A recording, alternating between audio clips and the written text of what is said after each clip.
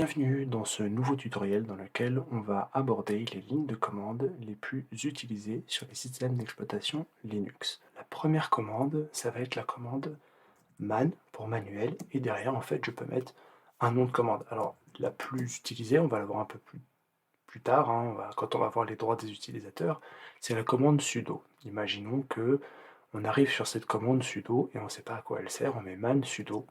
Il va nous ouvrir en fait la page du manuel qui est l'explication de la commande sudo. Donc si je veux descendre ligne par ligne, j'appuie sur les flèches directionnelles, donc là j'appuie sur la flèche du bas, et si je veux descendre pagination par pagination, je vais appuyer sur la touche espace, et si je veux sortir du manuel, j'appuie sur la touche Q pour quitter. Alors ce manuel est assez intéressant, surtout lorsqu'on n'a pas d'interface graphique, et bien en fait, on va être obligé, lorsqu'on a des commandes spécifiques et qu'on veut faire certaines choses, voir si ces commandes, elles savent faire ceci ou pas, et ben on va utiliser man, ou alors on va utiliser help, parce qu'on peut faire exactement la même chose avec help. Donc si je fais help ici, je vais avoir help pour certaines choses. Par exemple ici, on voit bien que help ne nous donne pas l'information sur la commande sudo. C'est mieux d'utiliser man sudo comme on l'a fait. Après, par contre, je peux le faire sur certaines autres choses comme help, et on voit que c'est pas aussi verbeux que la commande man. Autre commande, puisque on aime bien avoir un écran assez clean, si je veux remonter ma ligne de commande pour pas avoir la tête toujours en bas de l'écran, je tape un clear et donc je vais voilà, revenir, remettre ma ligne en haut de tout ce que j'ai. Voilà, c'est pour remettre la ligne en haut. Bien sûr, je remets juste la ligne en haut si j'utilise la molette et que je remonte, chose qui n'est pas forcément possible si j'ai un accès uniquement en ligne de commande. Là il y a une part de graphisme puisque je peux utiliser la molette. Là, en fait, je vais voir qu'il m'a juste remis la dernière ligne de commande en haut de mon écran. Donc voilà, on a vu man, help, clear, on a aussi exit. Exit, c'est la commande pour sortir de là où je travaille, de mon espace de travail. Comme on va le voir, si je passe d'un utilisateur à un autre, faire exit me fait revenir à l'espace de l'utilisateur le plus récent. Donc là, par exemple, si je mets exit, tout ce qu'il va faire, c'est qu'il va fermer mon invite de commande, puisque, en fait, forcément, je suis parti de cet utilisateur-là. Si, par exemple, je veux passer en super utilisateur, on va le voir plus tard, ça, je vais sur un autre compte, donc là, il va me demander forcément le mot de passe que je dois taper, et une fois que je suis passé en super utilisateur, si je fais exit, il va me faire sortir du mode super utilisateur pour me faire repasser sur le mode utilisateur Sofiane. Donc là, voilà, on peut déjà commencer à passer entre différents espaces de travail.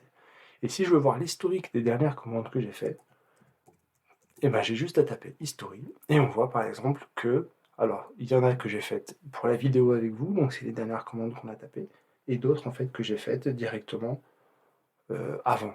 Donc là on a les 27 dernières commandes que j'ai tapées par ordre justement, non pas chronologique, mais en sens inverse. Donc une fois que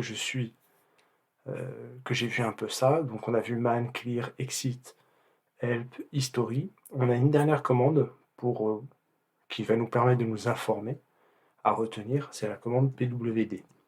La commande pwd va me dire où est-ce que je me situe dans l'arborescence de Linux. Ici, il va me dire, je me situe dans Home Sofiane. Alors ici, il va falloir qu'on parle un peu de l'arborescence de Linux de manière assez brève. Alors pour comprendre l'arborescence dont on va parler, il faut comprendre que sur Linux, tout est fichier.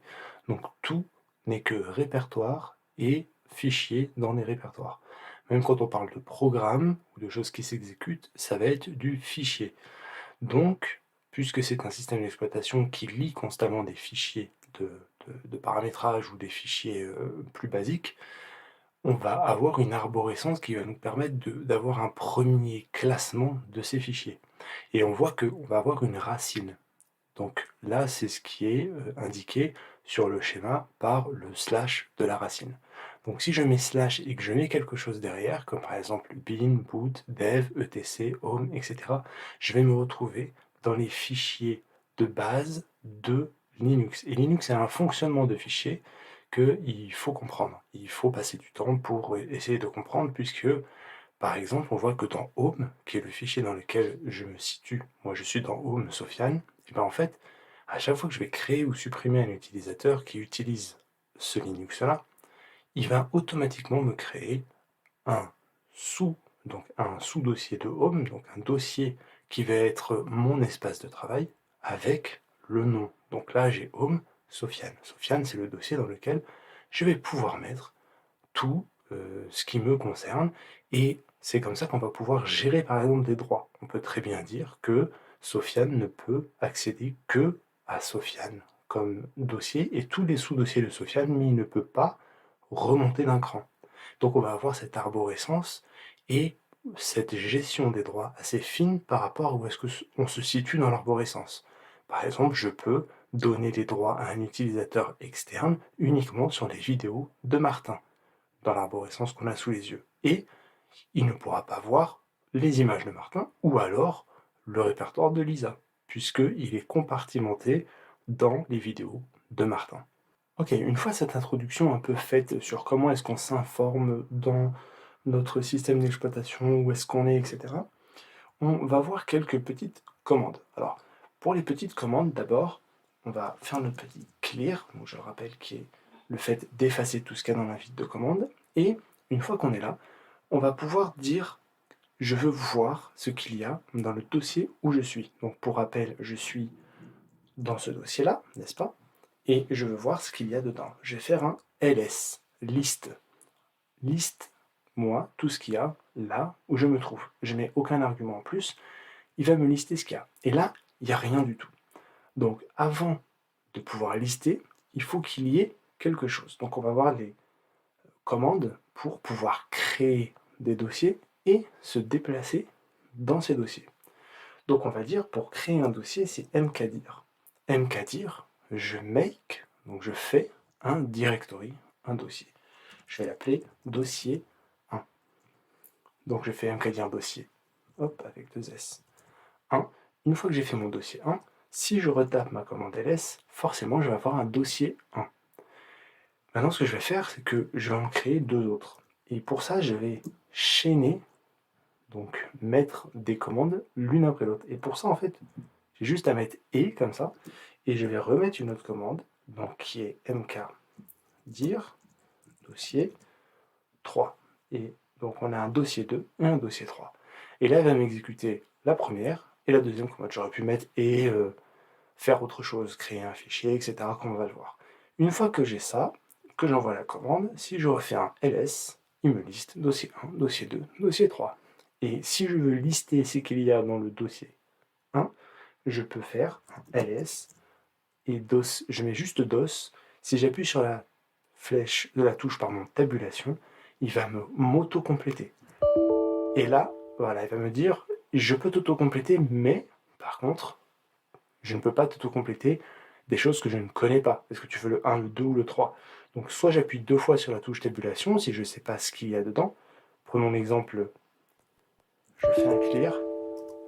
Une fois que je suis là, je veux qu'il me montre ce qu'il y a dans DOS, et je ne sais pas si c'est le 1, le 2 ou le 3.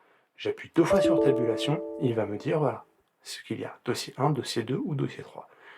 Dans ce cas-là, moi ce que je veux, c'est ce qu'il y a dans le dossier 1, et forcément, il va me dire il n'y a rien dans ce dossier 1. Faites bien attention, lorsque j'ai mis ls ici, j'ai pas écrit ça comme ça. Parce que si je mets le slash devant le dossier, et bien en fait, il va pas me dire le dossier du répertoire courant dans lequel je suis. Il va dire c'est le dossier qui est à la racine. Et là, forcément, il n'y en a pas de dossier 1 à la racine. Si je lui dis de me montrer ce qu'il y a dedans, il va me dire je ne peux pas accéder à dossier 1. Ça n'existe pas. Parce que si je liste ce qu'il y a dans la racine, il y a ce qu'on a vu dans l'arborescence juste avant, bin, boot, dev, etc, home, etc. Donc si je lui dis ls ce qu'il y a dans home, il va me dire il y a Sofiane. Et de la même manière, je peux lui mettre, en mettant tabulation, là forcément il n'y aura que Sofiane, 2 fois tabulation, il va me dire voilà ce que je peux lister. Alors il y a plein d'autres choses, config, cache, bash, bash historique, etc. Tout ça, ce sont des dossiers, des fichiers pardon, qui sont créés par le système qui pour l'instant ne nous intéressent pas du tout. Nous, on va se cantonner à ce que on utilise. Donc, moi, ce que je veux ici, une fois que je reviens où je suis, je liste dossier 1, dossier 2, dossier 3. Ce que je vais vouloir faire, c'est me déplacer dans mes dossiers. Au lieu de mettre toujours ls, dossier 1, comme ça, j'aimerais aller dans mon dossier 1 et lister ce qu'il y a dans mon dossier 1. Pour l'instant, il n'y a rien, on est d'accord.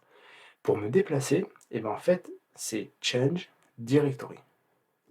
C'est CD. Je change de place. Si je mets juste un point, le point signifie là où je suis. Donc en fait, là, j'aurais pas bougé. Mais si je mets CD avec 2 points, je vais remonter dans l'arborescence. Là, on le voit, je suis remonté dans Home. Je fais ls, Sofiane. Donc je vais me déplacer maintenant dans Sofiane. Et encore mieux, je vais me déplacer dans le dossier, dans le sous-dossier 1 de Sofiane. Et ici, je suis dans mon dossier 1. La petite esperluette qu'il y a devant le dossier 1, après productivité, c'est pour dire que je suis dans le répertoire courant de l'utilisateur, donc de Sofiane. Ici, si je fais un ls, il va me dire, il n'y a rien. Alors on va commencer à écrire des fichiers.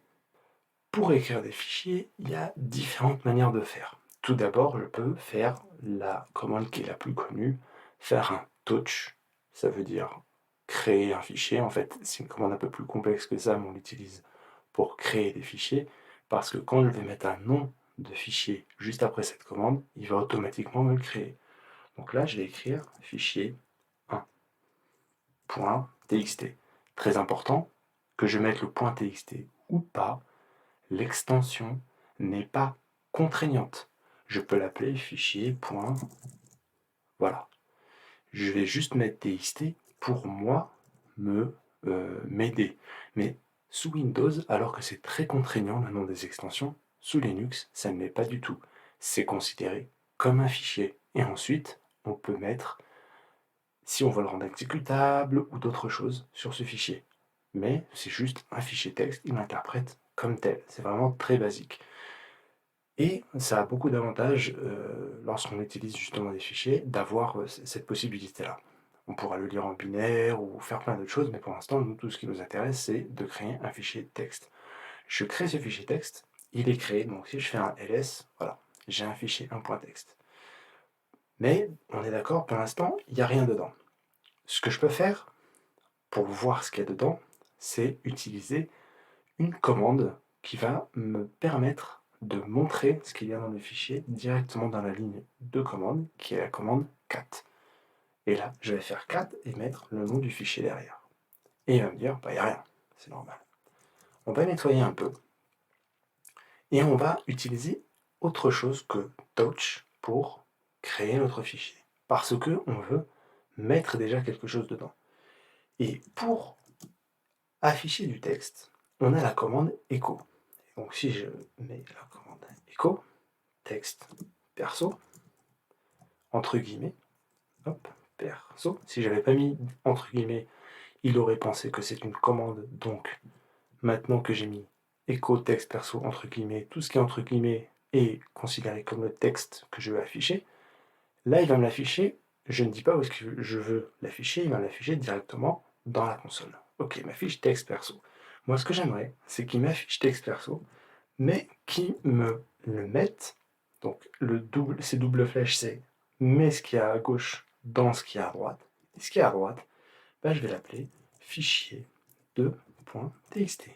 Et là, ce qu'il va me faire, il va me dire ok, c'est fait. Si je fais un ls, je vois que j'ai un deuxième nom de fichier qui est apparu. Et si j'affiche dans la console ce qu'il y a dans mon fichier 2, magie, ce qui va se passer, c'est qu'il va m'écrire texte perso. La commande que j'ai à gauche, je l'ai injectée dans mon fichier qui est à droite. Bon, maintenant que j'ai tout ça, c'est bien beau. Ce que j'aimerais faire, c'est gérer non pas que la création et l'écriture, mais aussi effacer des choses. J'ai 2 fichiers, j'en ai un qui est vide, j'en ai un dans lequel il y a quelque chose. Ce que je vais faire pour bien faire comprendre, c'est que tout d'abord, je vais supprimer juste le fichier. Je fais un RM du fichier vide parce qu'il n'est pas intéressant. RM, c'est pour remove. Je vais supprimer fichier 1.txt. Là, je fais un ls, forcément, j'ai plus que le fichier 2. Mais qu'est-ce qui se passe si je veux supprimer le dossier et les sous-dossiers fichiers qu'il y a? Je vais pour ça remonter dans l'arborescence d'un cran, et donc on voit bien que je suis sous l'esperluette, donc dans mon dossier, un petit coup de pwd, mon dossier local, home Sofiane. Ici, si j'affiche, j'ai un dossier 1, dossier 2, dossier 3. On est d'accord que dans le dossier 1, j'ai un sous-fichier. Hop, un sous-fichier. Dossier 1, j'ai bien un fichier 2.txt. On va pas faire un ls, on va faire un cat. Donc j'ai un texte perso. Maintenant, si je fais un rm de mon dossier 1, là, il va me dire c'est pas possible. Pourquoi c'est pas possible? Parce que c'est un directory. Et un directory, on ne le supprime pas avec rm. Rm, c'est remove les files. Il va falloir que je lui dise je veux supprimer un directory. Rm dir pour le directory. Dossier 1. Et là, il va me dire je peux pas non plus. Parce que le directory n'est pas vide. Ok, donc comment je m'y prends? Si je ne peux pas avec mon rm dire supprimer mon dossier, c'est qu'il y a un problème. Parce que si je fais tout simplement un rmdir du dossier 2, rmdir du dossier 2, ça va très bien marcher. Il me supprime mon dossier 2. Si je fais un rmdir du dossier 3, ça va être pareil. Mais le dossier 1, non. Et bien, le dossier 1, en fait, il faut que j'utilise, là c'est un peu contre-intuitif, il faut que j'utilise la commande rm, parce qu'en fait je vais supprimer le dossier, mais aussi tout ce qu'il contient. Donc, on se base sur les fichiers. On est orienté fichier. Donc, je vais rm tous les fichiers de manière récursive. Et là, je mets mon "-r", parce que je veux supprimer le dossier et tout ce qu'il y a dedans. Donc là, je vais mettre dossier 1. Je fais la commande. Donc, OK, je fais un ls, tout a disparu, le dossier 1 et ce qu'il contient. Je fais un petit coup de man rm et je vois que on a le nom, donc il y a remove files or directories, OK, j'ai le synopsis, la description et j'ai les options. J'ai l'option "-f" qu'on voit souvent, c'est pour forcer, on aurait pu mettre "-rf", et on a aussi tout en bas le R, le récursif, ça remove le directory et tout ce qu'il contient. Donc si je veux en gros supprimer un directory vide, c'est rmdir. Si je veux supprimer un directory et tout ce qu'il y a dans son arborescence en dessous, ça va être du rm-r, et on peut rajouter le f si on veut. Alors juste un petit truc, pour ceux qui veulent aller plus loin, rm permet de libérer directement la chose. Donc on va libérer l'espace mémoire dans lequel est stocké le dossier et le contenu qu'on supprime, mais on n'écrase pas ces données. Si on veut les supprimer de manière définitive, on va utiliser une autre commande qui est la commande shred. Cette commande, en fait, shred permet d'effacer, voilà, d'effacer et de réécrire par-dessus overwrite a file to hide its contents. Donc c'est vraiment pour effacer de manière définitive et permanente les données. C'est plus difficile de retrouver des données quand on va faire de la restitution de données, si quelqu'un veut retrouver vos données sur votre disque dur, que si on avait fait juste un RM qui libère l'espace mémoire, qui le met, la machine peut réutiliser cet espace pour stocker autre chose, mais la donnée n'est pas réécrasée. Donc voilà, ça c'est juste pour information, pour ceux qui veulent aller plus loin que le simple RM. Bon alors c'est bien beau, maintenant tout ce que j'ai c'est quelque chose qui et le dossier 3. Ce dossier 3, en fait, ce que j'aimerais faire dedans, c'est créer des choses. Donc déjà, je vais me rendre dedans et j'aimerais écrire de manière un peu dynamique dans ces fichiers que je vais créer. Donc ici, par exemple, je vais faire un fichier vide et je vais l'appeler fichier 1. Hop. Et ce fichier 1, donc on va pas mettre de .txt pour que je vous montre que c'est un fichier comme un autre. Donc je vais me rendre dans mon dossier. Non, je suis déjà dedans. Je suis déjà dedans, donc j'ai mon fichier 1. Je vérifie que dans mon fichier 1, il n'y a rien, il n'y a rien. Je vais pouvoir écrire dedans avec plusieurs éditeurs de texte en ligne de commande. Il y a Nano, qui est un éditeur assez simple. Donc ici, Nano fichier 1, hop, il va m'ouvrir quelque chose. Je vais pouvoir écrire. Voilà, je fais plusieurs lignes exprès, hein. On va pas passer très longtemps. Voilà. Et une fois que c'est fait, donc si je me souviens bien, sur Nano, de toute façon, les raccourcis sont écrits en dessous, CTRL, donc le petit accent circonflexe c'est CTRL X, donc c'est pour exit, et là il va me dire est-ce que tu veux modifier, enregistrer tes modifications, je mets oui, et le nom de fichier c'est bien fichier 1, hop, donc si je fais un cat du fichier 1, ici ce qu'il va me faire, c'est qu'il va me dire, voilà, tu as écrit des nouvelles choses dedans. On peut utiliser Vim aussi. Alors, Vim est un peu plus complexe à utiliser, donc je ne vais pas l'aborder ici. Il y a des commandes spécifiques, mais Nano est amplement suffisant pour commencer à éditer des fichiers. Une fois que j'ai ces fichiers, que j'ai ce fichier, imaginons que c'est un très très long fichier et que je ne veuille en voir que les 2 premières lignes. Et bien en fait, je vais utiliser une commande qui s'appelle add. Add en fait me permet de voir l'en-tête du fichier. Si je mets add-2, c'est les 2 premières lignes de mon fichier 1. Il va mettre que les 2 premières lignes. Et si je ne veux en voir que la fin, qui est la queue, donc tail en anglais, je peux faire exactement la même chose et il va me montrer que les 2 dernières lignes. Donc ça, c'est 2 commandes qui sont assez intéressantes pour lire. Donc on a cat qui me montre tout le fichier, mais on a aussi add et tail, très importantes à connaître. Je vais aussi avoir ce qu'on appelle le pipe. Le pipe, c'est ce caractère-là. Ce caractère-là est important parce que si je veux, dans mon head, voir les 5 premières lignes, par exemple, mais je veux que ces 5 premières lignes de donc, mon fichier 1, je ne veux en voir que une ligne dans laquelle il y aurait, par exemple, JEG, donc c'est la deuxième, et bien en fait, je vais chaîner la commande. Et là, je ne vais pas l'additionner comme on l'avait vu avec ce signe-là. Ce n'est pas une autre commande, c'est ce que j'ai dans cette partie-là qui va s'afficher en console.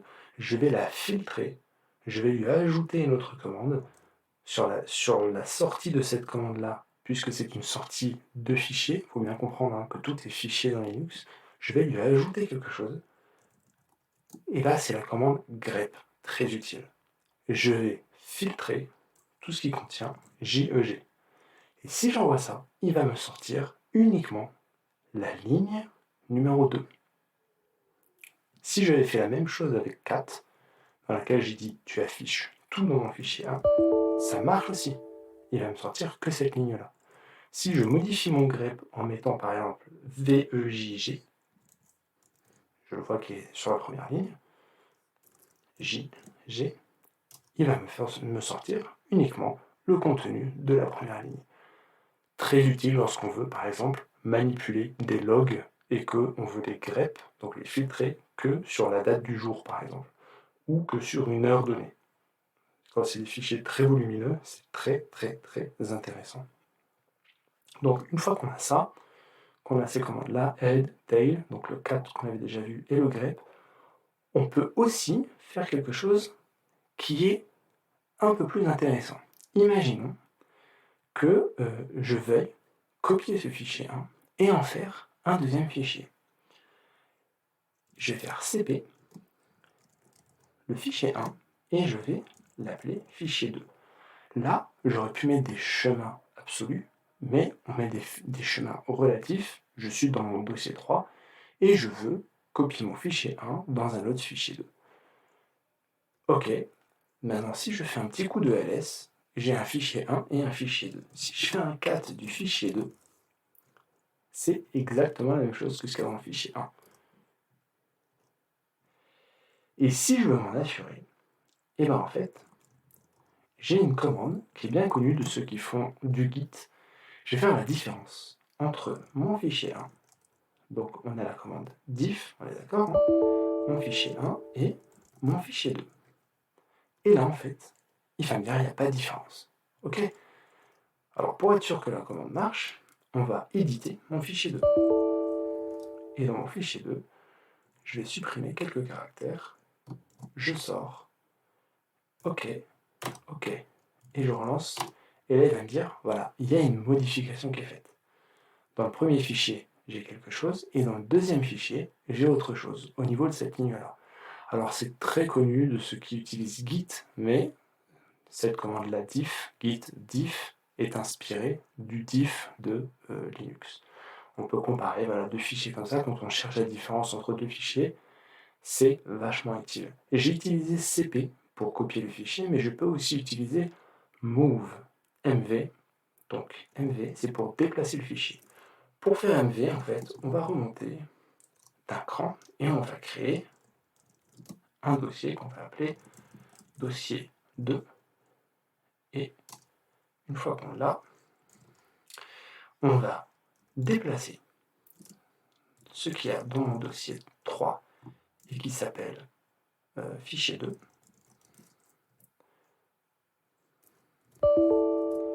On va le déplacer dans mon dossier 2.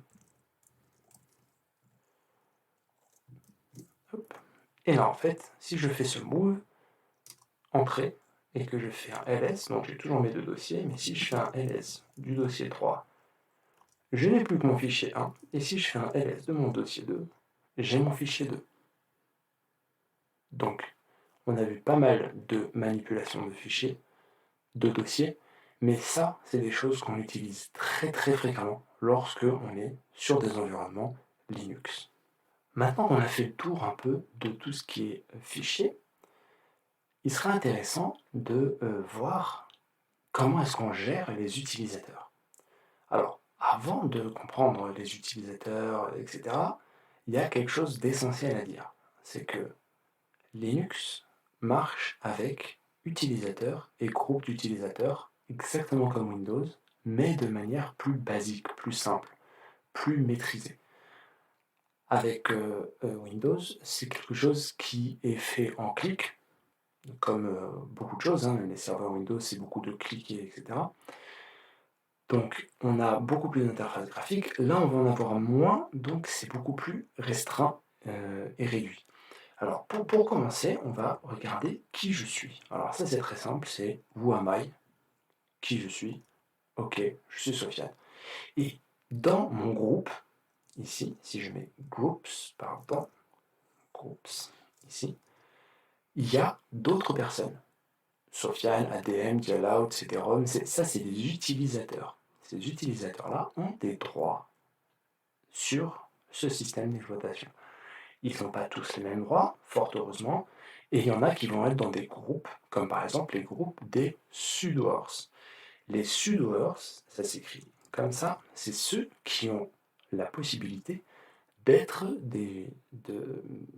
d'avoir le droit le plus haut, le droit administrateur sur le système. Donc si je fais sudo su, qui veut dire super utilisateur, je passe super utilisateur. Il va me redemander forcément mon mot de passe, c'est mon mot de passe à moi, pour pouvoir passer en super utilisateur. Et si je lui donne, et ben je passe en root, qui est le super utilisateur. Si je retape la même commande ici, qui est who am I, il va me dire tu es root. Et si je veux savoir ici qui y a dans mon groupe, et ben je me rends compte qu'en fait, il n'y a que moi. C'est le groupe de root, il n'y a que moi. Pour parler, pour rappel, ici, Si je fais exit, je reviens en tant que Sofiane. Donc, ici, j'ai changé de droit, je suis passé sur les droits admin. Une fois que je suis passé super utilisateur, je peux faire certaines manipulations. Certaines manipulations sont, par exemple, si je passe en sudo ici, su, l'ajout d'un nouvel utilisateur. Je vais mettre add user pour ajouter un nouvel utilisateur et je vais l'appeler test. Si je lui dire qu'il appartient à un nouveau groupe, je vais faire ça. Mais moi, pour l'instant, ça ne m'intéresse pas. Je veux juste ajouter l'utilisateur test. Il va me dire OK, rentre son mot de passe. Je vais mettre test. Le mot de passe ne s'affiche pas, c'est tout à fait normal. Et je remets test pour retaper le password. Le fait qu'il ne s'affiche pas, c'est une sécurité. Il va me demander certaines informations, elles ne sont pas obligatoires, donc je mets OK à chaque fois. Est-ce que les informations sont correctes? Oui. Il m'a créé ce nouvel utilisateur. Une fois mon nouvel utilisateur créé, ce que je vais faire, c'est que je vais mettre ici je vais me déplacer dans Home, et dans Home, je vais voir que j'ai un nouveau dossier qui est apparu, qui est le dossier test.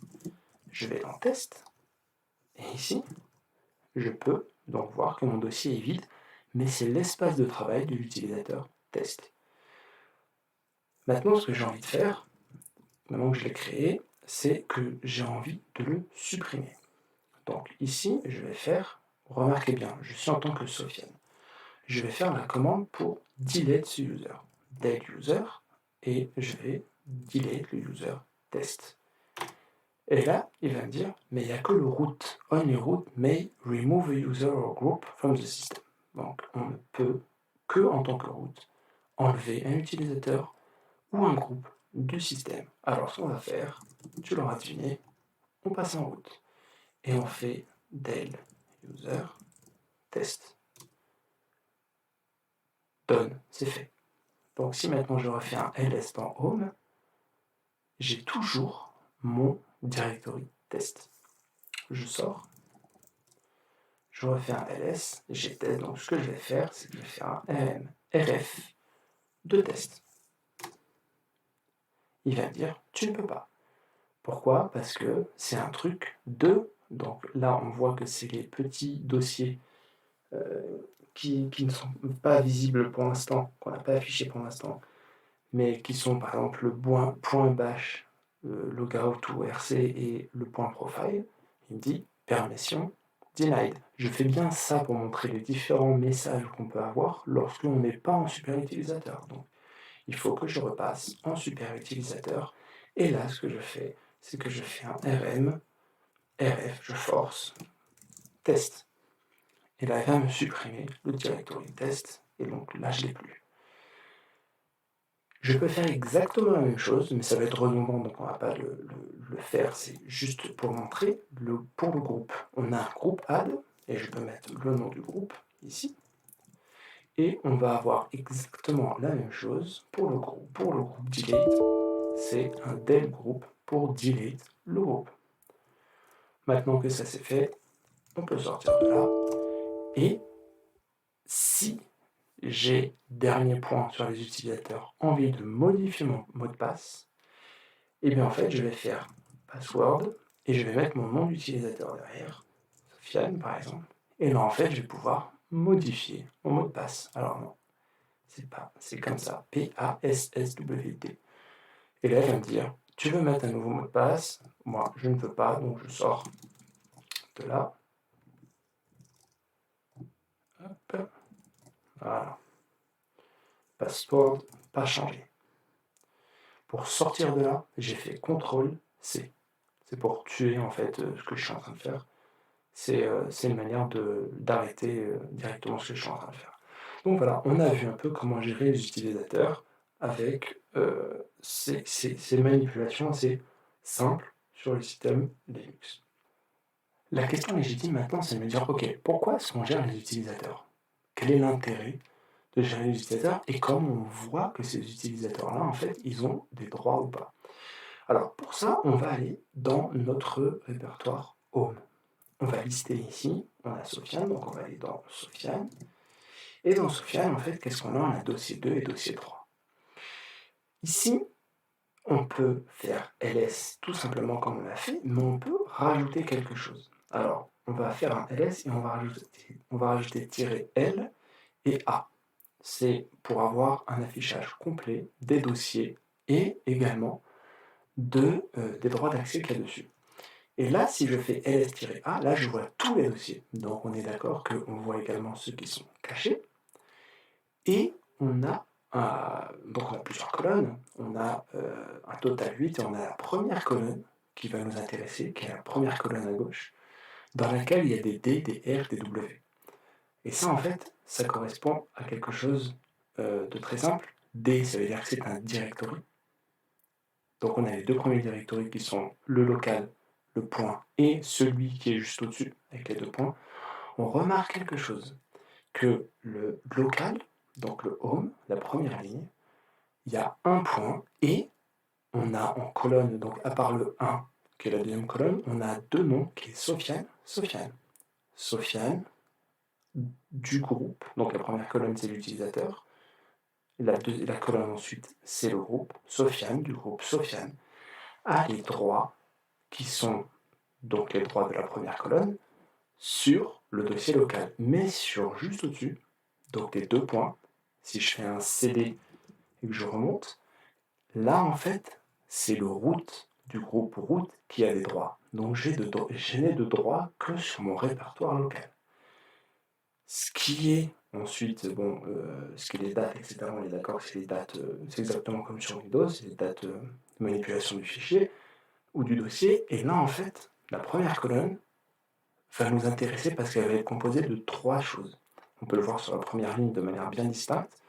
À part le D, on va avoir RWXR, puis un tiret, puis XR, puis un tiret, puis X. X veut dire que c'est exécutable, ou alors que on va dans un dossier, parce que pour ouvrir un dossier, ben, en quelque sorte, c'est une manière de l'exécuter. Et ensuite, on va avoir le read, la lecture, et le write, qui est l'écriture. Tous ces droits-là, en fait, sont des droits qui sont donnés à l'utilisateur Sofiane. Alors, pour être plus précis, on a trois choses. On a le RWXR, puis on a un tiret. Les trois, donc le RWXR ici, c'est l'utilisateur Sofiane. Ensuite, on va avoir le XR, c'est les droits du groupe duquel l'utilisateur fait partie. Et ensuite, on va avoir ce X là, donc moi je parle bien de la première ligne. Là, donc la troisième partie de cette colonne, c'est les droits des autres utilisateurs. C'est très important parce que quand on va faire des modifications de droits, il faut prendre en compte ces trois choses-là, ces trois aspects-là. L'utilisateur, le groupe d'utilisateurs dont il fait partie, et les autres utilisateurs. Si on veut mettre que de la lecture, c'est possible de mettre que de la lecture sur tout ce qui n'est pas du groupe, par exemple. Donc c'est comme ça qu'on gère les droits d'accès. Maintenant qu'on a vu les utilisateurs, on va pouvoir rentrer un peu plus dans les droits d'accès, et ça c'est quelque chose qui souvent est mal compris. Là, on a, pour ce qui nous intéresse, les deux dernières lignes. On voit que sur les deux dernières lignes, on va faire quelque chose d'un peu plus parlant, je pense. On va aller dans le dossier 2, par exemple, et on va retaper notre commande pour montrer que on a donc le répertoire courant puis le répertoire du dessus. Là, on voit bien que c'est Sofiane à chaque fois, puisque on sera toujours dans mon espace. On a le fichier, et là le fichier, donc il n'y a plus le D au début de la ligne de la première colonne, c'est pas un directory, c'est un fichier. Et on a donc nos trois droits. Le mien, RW, ceux du groupe et ceux des autres, qui ne sont qu'en lecture. Quand on n'a qu'un seul utilisateur, en fait, si j'avais un autre utilisateur, par exemple l'utilisateur test qu'on a créé juste avant, j'aurais pu dire, eh ben en fait, je change l'owner, donc celui qui possède ce fichier-là. Et j'aurais pu dire je change l'owner du fichier 2. Je peux dire qu'il est à l'utilisateur test. Mais pour l'instant, on ne va pas faire ça. On va dire que je suis uniquement Sofiane. Alors cette commande shown, elle est importante parce qu'elle va de pair avec celle qu'on va voir juste après, qui est le changement des droits de l'utilisateur. Là, on reste sur le même utilisateur pour pas vous embrouiller, mais en gros, si on avait 2 utilisateurs, il nous suffirait de changer l'utilisateur, puis ensuite de passer à la commande chmod. Là, on va changer les droits. Et pour faire la commande chmod, en fait, il y a quelque chose de très simple à comprendre. C'est un truc tout simple à retenir. Donc on voit que chmod change file mode bits. Bon, c'est assez complexe, mais c'est juste pour dire que en fait, on va changer les droits des utilisateurs. Je pensais qu'on avait... Voilà, ici. Si on le voit bien ici, là, on a les droits. On a le 4 pour la lecture, le 2 pour l'écriture et le 1 pour l'exécution. La lecture, on est d'accord, c'est le R, l'écriture, c'est le W, et l'exécution, c'est le X. Donc X, ça peut être de l'exécution pour un fichier exécutable, ça on l'a pas encore vu, ou pour ouvrir un dossier. Je rappelle, pour ouvrir un dossier, il faut que ce soit exécutable. Et en fait, ces droits-là, ces 3 droits-là peuvent être combinés. Donc lorsque je veux faire un changement de droit avec chmod, je vais faire chmod, je vais écrire donc alors les droits se mettent avant le nom du fichier, on est d'accord qu'on parle du fichier 2, mais je vais mettre les droits ici avant. Je veux mettre des droits sur l'utilisateur local. Je veux qu'il ait donc le droit en lecture, c'est 4, en écriture, c'est 2, et en exécution, c'est 1. Ces 3-là me font 7. C'est tous les droits. Souvent, on fait 7, 7, 7, ça c'est une très grosse bêtise. C'est juste parce qu'en fait, on ne comprend pas ce que fait la commande. Mais si je veux 7 pour moi, 7 pour le groupe et 7 pour tous ceux qui viennent, et bien en fait, tout le monde, donc moi, les gens de mon groupe et les autres utilisateurs, auront tous les droits, lire, écrire et exécuter sur mon fichier 2. Moi, je ne veux pas qu'il soit exécutable. Je veux qu'il soit uniquement, par exemple, en lecture et en écriture pour moi. Donc je vais mettre 4 et 2, 6. Pour ceux qui sont de mon groupe, je ne veux pas qu'ils puissent écrire dessus. Donc je vais mettre 4. Et si je veux que les autres n'aient aucun droit, je peux mettre 0. Mais je peux dire par exemple que je laisse en lecture. Donc je vais mettre par exemple 4. Là, 6, 4, 4, c'est-à-dire moi, j'ai le droit de lire et écrire, pas d'exécuter. Le 4, c'est donc que je veux pour les autres de mon groupe lire. Et l'autre 4, c'est pour tous les autres utilisateurs qu'ils puissent lire ce fichier. Si je fais ça en fait, et que je refais ma commande, on se rend compte que rien n'a changé. Parce qu'en fait, c'était déjà ce qui était écrit. RW, R, OK. Donc il va falloir que je change quelque chose. Ce que je peux changer, c'est dire que par exemple, les gens de mon groupe, ils peuvent lire et écrire. Et là, si je change ça, que je réaffiche, on voit sur ma dernière ligne que le fichier 2 est passé donc de RWR, ici R, à RWR. J'ai rajouté un droit. Et bien sûr, je peux refaire la même chose ici pour remettre les choses dans l'état initial dans lequel elles étaient.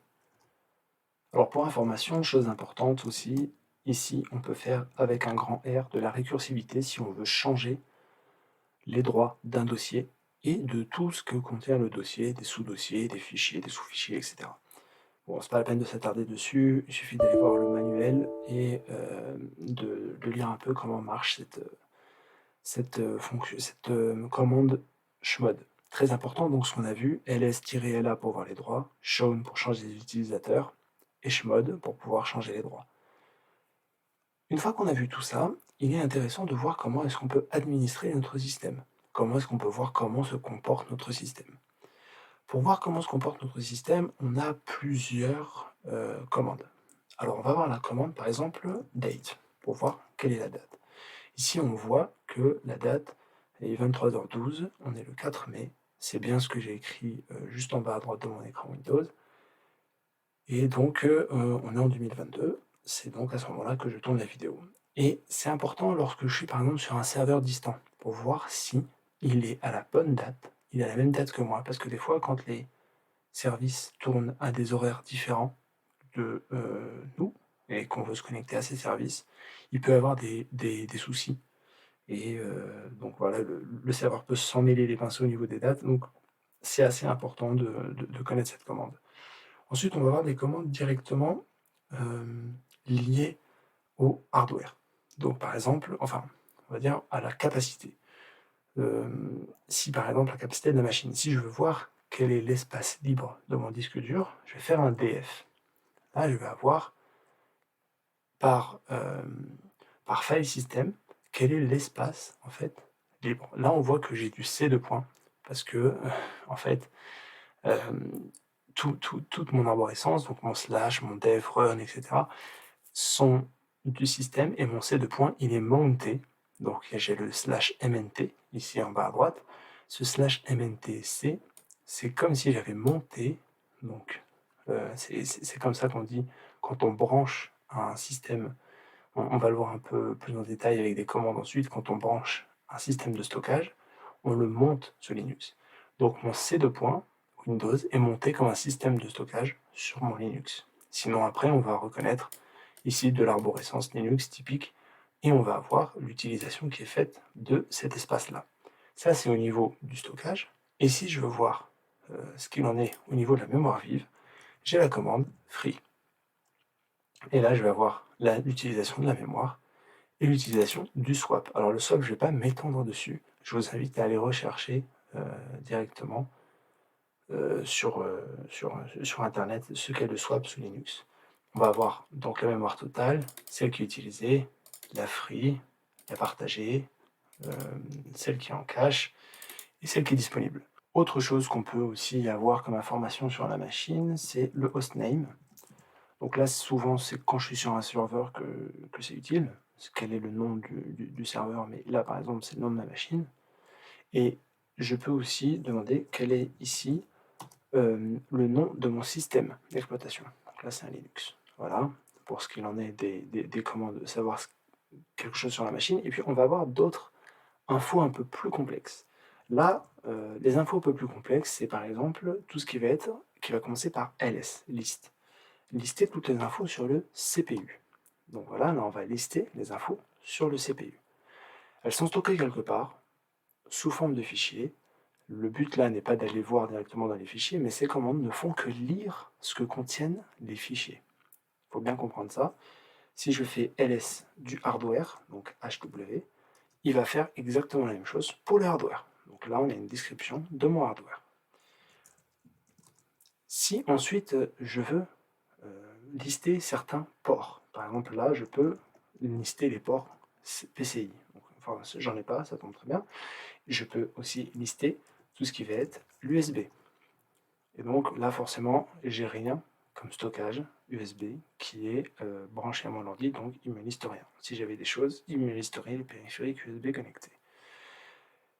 Et ensuite, pour terminer un peu sur les commandes les plus utilisées, on va avoir la grosse commande qui va lister cette fois-ci non plus des choses comme ça statiques, mais des choses qui peuvent paraître pas statiques. En fait, elles sont statiques, elles sont juste lues en temps réel. C'est les programmes qui sont en cours d'exécution. Pour lister les programmes en cours d'exécution, c'est la commande top.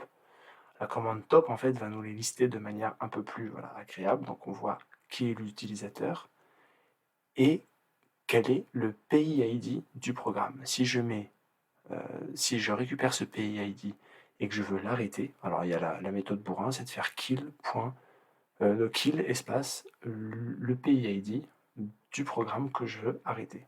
Là, j'en ai aucun qui tourne, mais si je lance, je sais pas, un programme Java ou un Python ou quelque chose, je le verrai tourner ici avec l'utilisation du CPU, de la mémoire, etc. Je peux faire quelque chose de plus simple. Alors pour sortir de là, un simple Q suffit. Taper sur Q comme quit. Je clear ça et je peux mettre un PS. PS c'est beaucoup plus minimaliste. Et je vais avoir juste les PIID. Si je veux juste récupérer les PIID par exemple et kill le processus, donc ici le processus c'était PS, si je veux kill ce processus là, hop, il me dit il n'y a plus ce processus puisque le processus s'est arrêté une fois que la ligne de commande s'est arrêtée. Donc il n'existe plus. Je vais pas non plus tuer le bash parce qu'il va me fermer mon truc, mais en gros, voilà, c'est comme ça qu'on arrête des processus quand, on a un processus qui s'emballe ou qu'on veut l'arrêter de manière brute et abrupte. OK, donc voilà, on a vu un bon paquet de commandes bien utiles, je trouve, qui peuvent nous permettre de monitorer un système Linux de manière, assez basique et c'est un beau panel qui permet d'être assez à l'aise. On a en complément des 2 commandes en fait qui font la même chose, mais de manière sensiblement différente, mais qui vont être très utilisées, qui vont être les commandes pour aller chercher des choses ailleurs sur internet. Par exemple, si je veux aller chercher la page google.com, je vais aller chercher juste la page, je peux faire un wget de cette page-là. Donc https, hop, 1, 2, 3, google.com. Cette commande-là, en fait, je la tape donc dans mon répertoire courant home. Une fois que je fais ça, il va aller chercher, donc là ici j'ai un temps de chargement, ici, bon c'était très rapide, j'ai qu'est-ce que je vais chercher, etc. Donc si je fais un ls, il m'a ramené un index.html. Si je fais un cat de ce index.html, j'ai la page Google qui m'a ramené. Je peux le faire avec une autre commande, qui est la commande ici curl. Et là, en fait, je vais le chercher directement dans ma console. C'est des commandes qui sont très utiles pour pouvoir aller chercher du contenu sur internet, pour pouvoir aller télécharger des choses. Je les mets je parle pas d'autres commandes qui sont comment se connecter à un serveur, et cetera, parce que j'en ai déjà parlé sur la chaîne. Si ça vous intéresse, n'hésitez pas à me dire quel type de commande vous aimeriez voir traiter sur la chaîne. Mais cette commande-là, elle est pour moi très intéressante et très importante quand on est sur un système d'exploitation, parce que souvent, on veut aller chercher des choses pour faire des installations. Des fois, on a des processus dans lesquels il faut aller chercher dans tel endroit sur internet, par exemple, des fichiers et on ne peut pas directement télécharger ça depuis le système apt, qui est le système de gestion des paquets de Linux par défaut. On doit aller chercher, par exemple pour Docker, si on veut installer Docker, c'est quelque chose qui doit être utilisé. On va aller chercher des choses pour les installer, ou alors on va chercher des choses pour les ramener sur notre environnement. Et bien avec wget, on a cette possibilité d'aller directement chercher des choses à une URL donnée. Donc si on a des choses à mettre sous forme de fichier, on l'a. Par exemple, vous voyez que les deux commandes se sont emportées de manière différente. Le curl me l'affiche directement en console, tandis que le wget me crée un fichier dans lequel il va me mettre ce que j'ai téléchargé. Et là, pour le coup, c'est le fichier HTML directement qui est arrivé. Si je tape des URL desquelles doivent venir d'autres formes de fichiers, il saura aussi les reconnaître. Et donc, en fait, je pourrais récupérer ces choses-là. Et voilà. Donc, c'est quelque chose qui est très utile et qui a sa place ici, je trouve. Si la vidéo vous a plu, si le contenu vous a intéressé, n'hésitez pas à me le faire savoir, à me le dire. C'est quelque chose qui est peut-être un peu qu'au-dessus, il y a peut-être pas mal de notions, mais elles sont très importantes et elles vous aideront beaucoup dans vos manipulations d'environnement Linux. N'hésitez pas, comme d'habitude, à commenter, à lâcher un pouce bleu, ça fait toujours plaisir. Et si vous avez des soucis ou des choses dont vous voulez discuter, n'hésitez pas à venir sur le Discord pour en discuter directement, soit en DM, soit directement sur les channels appropriés. Voilà, merci beaucoup et puis, bah, à la prochaine vidéo. Ciao.